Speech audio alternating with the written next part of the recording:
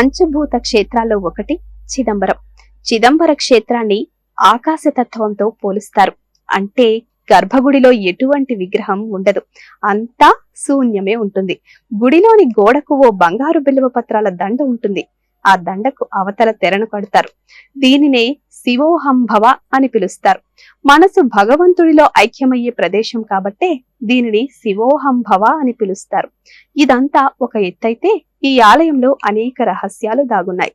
శతాబ్దాల క్రితమే మన పెద్దలు భవిష్యత్తును ఊహించి ఆలయాల్లో ఎన్నో రహస్యాలను నిక్షిప్తం చేశారు. చిదంబరంలోని నటరాజస్వామిని దర్శించుకుని బయటకు వచ్చే సమయంలో గోపురం నీడ మనల్ని అనుసరిస్తున్నట్లుగా కనిపిస్తుంది. ఎందుకిలా జరుగుతుందో ఎవ్వరూ కనిపెట్టలేకపోయారు.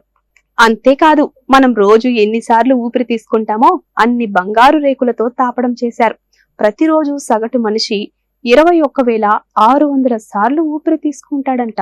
అంటే నిమిషానికి 15 సార్లన్నమాట. గర్భగుడిపై బంగారు తాపడం చేసేందుకు 72,000 బంగారు మేకులను వినియోగించారు. అంటే మనిషిలో ఎన్ని నాడులు ఉన్నాయో అన్ని మేకులు వినియోగించారు. చిదంబరం ఆలయంలో అత్యంత అద్భుతమైన రహస్యం నటరాజ విగ్రహం. ఈ విగ్రహంలో స్వామివారి బొటనవేలు భూమికి కేంద్ర బిందువుగా ఉంటుందని, భూ అయస్కాంత క్షేత్రానికి ఆలయం కేంద్రంగా ఉంటుందని ఇప్పటికే శాస్త్రవేత్తలు గుర్తించారు. ఆలయంలోకి ప్రవేశించేందుకు మొత్తం 9 ద్వారాలున్నాయి. ఈ 9 మనిషిలోని నవరంధ్రాలకు ప్రతీకగా చెప్తారు. ఈ ఆలయంలో పొన్నాంబలం ఎడమ దిక్కున ఉంటుంది. మనిషి శరీరంలో హృదయం ఎడమ వైపు ఉండే సంగతి తెలిసిందే.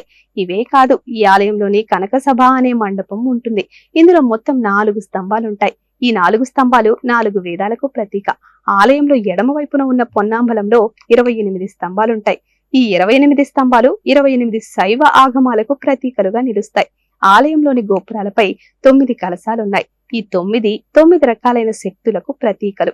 ఇవన్నీ ఒక ఎత్తైతే నటరాజస్వామి నాట్య భంగిమలోని విగ్రహం మరొక ఎత్తు.